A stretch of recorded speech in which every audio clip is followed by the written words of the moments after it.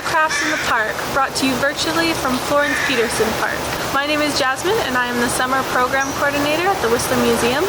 We bring you Crafts in the Park in partnership with the Whistler Public Library. Each week we will be posting a craft video that includes some insight into Whistler's history. A list of craft supplies will be posted before each video. You can also register with the library to receive a craft package with all of the supplies you'll need for each week.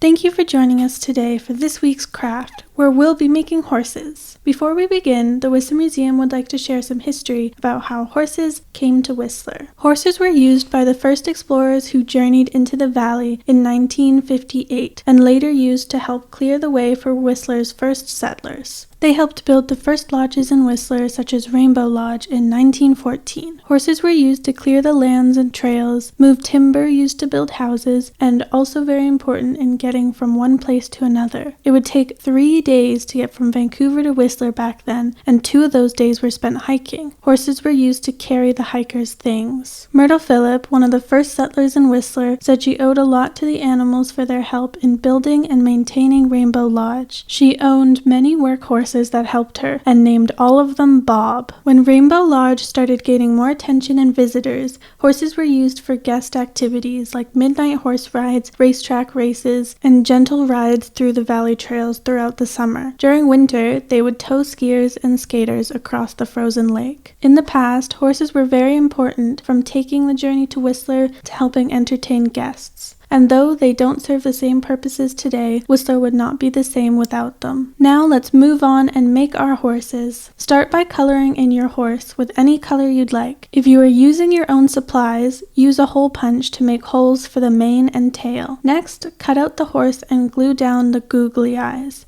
You can use buttons, sequins, or draw your own eyes if you don't have any. Next, wrap the yarn around your hand and cut it at the length you want. Twist the loops of wool to fit through the holes. Tie the wool and cut the loops. Repeat for the mane as well. Place the clothespins on the bottom of the horse's body as its legs. And you're done. Thank you for joining us this week for Crafts from the Park. We will be making trains out of toilet paper rolls next week, so now is the time to start saving them.